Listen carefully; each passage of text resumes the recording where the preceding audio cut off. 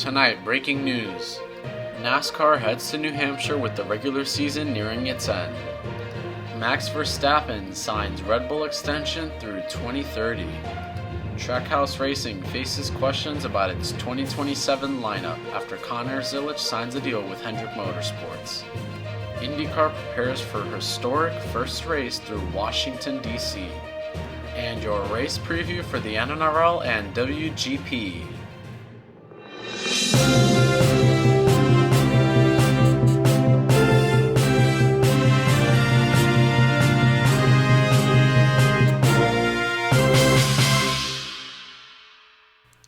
Hello everybody and welcome back to VBS Evening News. This is the Thursday edition with our race preview at the end. We're sorry we canceled on so many other dates. The NASCAR Cup Series is heading north this weekend as New Hampshire Motor Speedway prepares to host one of the most important races of the regular season. The Dollar Tree 301 is set for Sunday afternoon at the 1 Mile New Hampshire Oval, and with the regular season rapidly approaching its conclusion as well, the pressure is definitely beginning to rise for drivers fighting to secure their place in the chase. New Hampshire is the penultimate race of the Cup Series regular season, meaning there is only one more opportunity after this weekend for drivers to get themselves into the postseason. The timing makes this weekend particularly important for drivers sitting near the cutoff as well. A strong finish could provide the points needed to secure a position, while a poor result could leave a driver relying on the final regular season race to keep their championship hopes alive. New Hampshire has historically provided a different challenge from many of NASCAR's traditional intermediate tracks. The 1.058-mile oval is known for its relatively flat corners and tight racing, putting an emphasis on braking, handling, and maintaining tire grip throughout a run. And while the Cup Series is fighting for positions, the NASCAR Craftsman Truck Series has an even bigger weekend ahead. The Team EJP 175 on Saturday is the Truck Series regular season finale, meaning its playoff field will be finalized after the race. It's the chase. For the Cup Series, however, there is still another race after New Hampshire. It's Daytona, I believe. That makes Sunday less about simply winning and more about championship positioning. Drivers already comfortably inside the playoff picture can focus on building momentum, while those outside or near the cutoff face significantly more pressure. And with NASCAR's new era bringing additional attention to the format, the final two regular season races could have a major impact on how the postseason begins. The green flag for the Dollar Tree 301 is scheduled for 3 p.m. Eastern on Sunday, followed by an amazing weekend at Daytona, which I'm going to. Now, looking to Formula One, one of the biggest questions surrounding the future of the sport has finally been answered. Four-time world champion Max Verstappen is staying with Oracle Red Bull Racing, signing a contract extension that will keep him with the team through the end of the 2030 Formula One season. The announcement came Thursday, putting an end to months of speculation about whether Verstappen would leave Red Bull for another team. Verstappen had previously been under contract through 2028, but speculation about his future increased as Red Bull struggled to match the pace of some of its rivals during the 2026 season. The Dutch driver had been linked with potential moves to teams including Mercedes and McLaren. Instead, Verstappen has decided to remain with the organization that brought him to Formula One and helped turn him into one of the world's greatest, biggest motorsport stars. Red Bull called the partnership one of the most successful and defining relationships in Formula One history. Verstappen also made clear that he remains committed to the team, saying he is excited to continue working with Red Bull and help the organization return to the front of the field. The announcement is especially significant because Red Bull is going through a major transition. For the first time, the team is running its own power unit in partnership with Ford under Formula One's new 2026 regulations. The results have not yet matched the team's previous championship-winning form. Verstappen is yet to win a race in the 2026 season, which is disappointing, and currently sits well behind championship leader Kimi Antonelli in the standings. Red Bull itself is also fourth in the Constructors' Championship. That makes Verstappen's decision more than just a contract extension, it is a vote of confidence in Red Bull's long term plans. The deal also provides some stability to Formula One driver market, with Verstappen no longer considered a potential free agent in the near future. One thing is now certain, Max Verstappen and Red Bull are together through 2030. The NASCAR silly season is already beginning to take shape, and one team facing some major questions about its future is Trackhouse Racing. The situation comes after Hendrick Motorsports announced a multi-year agreement with young driver Connor Zilisch, who is scheduled to join Hendrick beginning in 2028. That means Trackhouse now has to begin planning for what its lineup could look beyond the 2027 season. Zilisch has quickly become one of NASCAR's most talked about young drivers. His move to Hendrick Motorsports is significant because it gives one of NASCAR's most successful organizations another highly regarded young prospect. But for Trackhouse, the announcement creates an important question. Who will fill the future seat? Zilisch is expected to remain with Trackhouse through the 2027 NASCAR season, meaning the team does not have an immediate vacancy. But NASCAR teams don't build their driver lineups overnight. Contracts, sponsorships, and driver development programs can take months or even years to organize. Trackhouse team owner Justin Marks has previously addressed questions surrounding Zilisch's future and the team's plans. If Trackhouse adds a driver that could open another seat somewhere else, their other teams could then make moves of their own. That is why NASCAR's silly season can begin long before a driver actually changes teams. For now, there is no immediate change for Trackhouse to make a major change.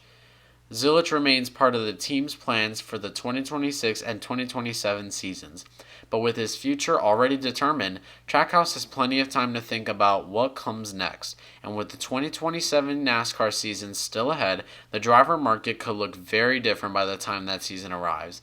The bigger question isn't necessarily what Trackhouse will do tomorrow, it's what the organization wants to look like when NASCAR enters its next generation of young talent. IndyCar is set for a historic race through the Washington, D.C. area.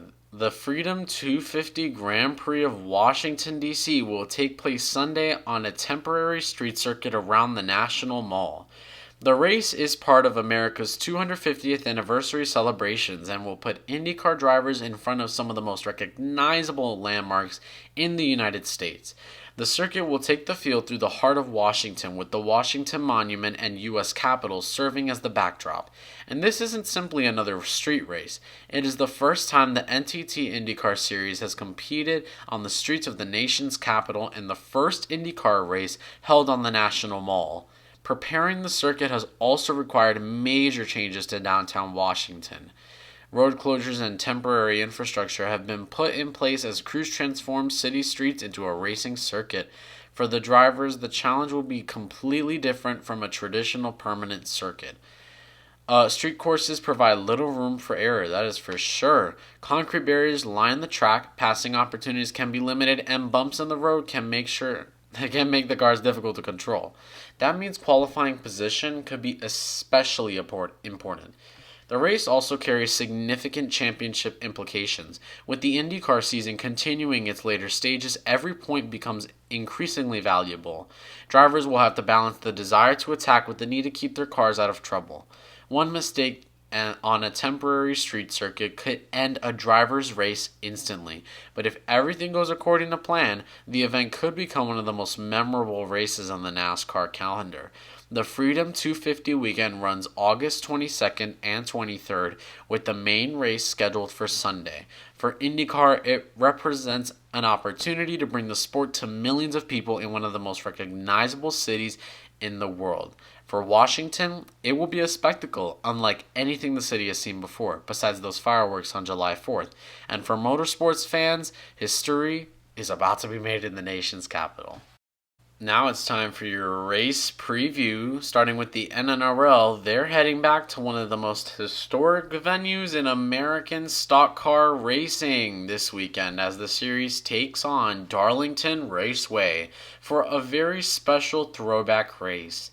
Known as the Lady in Black, Darlington is famous for its unique shape, difficult corners, and unforgiving walls. The real world circuit has long been associated with NASCAR history and throwback racing, making it a fitting location for the NRL to celebrate the history of stock car competition.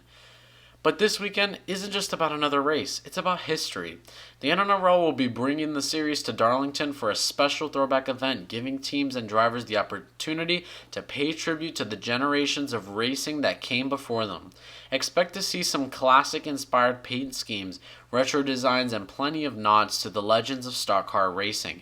And while the liveries may look like they came from another era, the racing itself will be anything but old-fashioned. Darlington is a track that demands precision. Its unusual configuration means the two ends of the circuit are very different, forcing drivers to find a setup that can handle both. The narrow racing surface also means there isn't much room for mistakes. Get too high entering the corner and the wall is waiting. Get too low and a driver can lose valuable momentum. That makes tire management consistently and patience especially important. For the NRL field, the challenge will be figuring out how much they can push without putting themselves in danger. The focus becomes simple. Survive Darlington, stay out of the wall, and be in position to fight for the win when the checkered flag falls. The NRL's Darlington Throwback Race is shaping up to be a weekend that combines the history of stock car racing with the modern competition of the National NASCAR Racing League. The WGP 1 Series is heading to Miami this weekend, bringing the championship to one of the biggest motorsports destinations in the United States. With the Miami skyline, Florida atmosphere, and high-speed competition all coming together, drivers are preparing for another important round of the WGP 1 Series. Miami is a venue that demands a combination of speed and precision. The circuit features a mixture of high-speed sections, technical corners, and heavy braking zones, meaning drivers will need to be comfortable attacking the track while still protecting their tires and their cars. And with the WGP 1 Series field expected to be closely matched, even the smallest mistake could make the difference between a podium finish and a disappointing result. Qualifying could be especially important this weekend, with multiple drivers capable of fighting near the front. Starting position could determine how much freedom a driver has during the race. A strong qualifying run would allow a driver to control the pace from the front, but starting farther back could force drivers to take more risks early in the race. And in a series as competitive as the World Grand Prix, those risks can come with consequences. For the WGP 1 Series, this weekend is another opportunity for championship contenders to separate themselves from the field. The question is, who can put everything together? Who will qualify at the front? Who will make the right strategic calls? And when the pressure reaches its highest point, who will keep their car out of trouble and find a way to victory?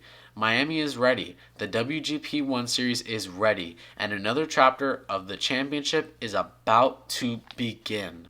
And that's our race preview. Thank you for joining us and watching VBS Evening News. Those are all of your headlines for tonight.